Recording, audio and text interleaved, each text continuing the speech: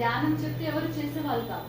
అప్పుడు ఎనర్జీస్ కి, అప్పుడున్న ఎనర్జీ సిస్టమ్ కి ఎవరు కళ్ళు మూసుకొని ధ్యానం చేయంటే మీరు ఎవరు పిచ్చోడు అనుకుంటారు.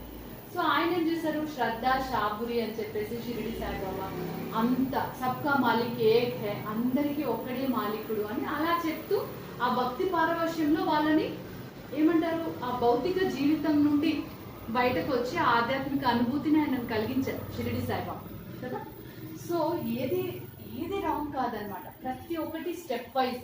మనం ఎన్నో సాధనలు అంతా చేసాం కాబట్టి ఈరోజు ధ్యాన మార్గానికి వచ్చాము, ఇది కరెక్ట్ అంటున్నాం.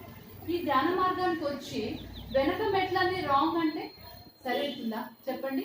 ఇప్పుడు మనము ఒక 100 మెట్లు ఉన్నాయి, 100 స్టెప్స్ ఉన్నాయి.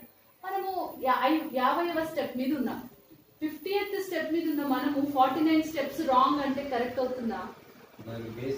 అదే కదా బేస్. ఆ 49 స్టెప్స్ మనం వచ్చాం కాబట్టి ఈరోజు 50th స్టెప్ మీద ఉన్నాం, అవునా కాదు? కాబట్టి ఏది రాంగ్ కాదు, ఏది రైట్ కాదు.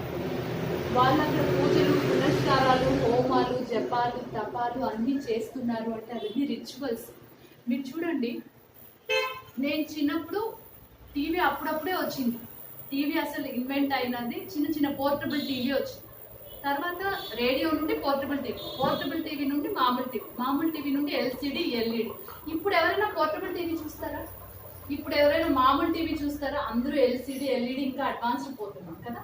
అంటే ఒక 50, 40, 30 సంవత్సరాలకి ఇంత మార్పు ఉంది కదా. కానీ మీరు గమనించండి, ఆ ఊళ్ళల్లో చేసే పూజలు, పునస్కారాలు, పద్ధతులు కొన్ని వందలు, వేల సంవత్సరాల నుండి సేమ్ ప్రొసీజర్ చేస్తున్నారు కదా. సేమ్ పద్ధతి చూడండి, మారట్లేదు. మన జీవన విధానంలో ఎన్నో మారుతున్నాయి కానీ ఆ పూజ విధానంలో అక్కడ మార్పు లేదు. కంప్లీట్గా ఈ బ్రాహ్మిన్స్ వాళ్ళ ఫ్యామిలీ, వాళ్ళ జీవితాలను కంప్లీట్గా డెడికేట్ చేసి ఆ పూజ పునస్కారాలని అద్భుతంగా అలాగే నడిపించుకుంటూ వస్తున్నారు కదా. చాలా మంది బ్రాహ్మిన్స్ అంటే వాళ్ళకి చాలా ఆశ ఉంటుంది, డబ్బాష అంతా అంటారు. కానీ వాళ్ళ వల్లని ఈరోజు మన రిచువల్స్ అంటే సాంప్రదాయం, పునస్కారం, హోమాలు, జపాలు లేకుంటే ఇప్పుడు అసలు హోమం అంటే ఏంటి అని అడిగే పరిస్థితి వచ్చింది. సో వాళ్ళు అవన్నీ చేశారు. ఇప్పుడు కమ్ టు ద పాయింట్.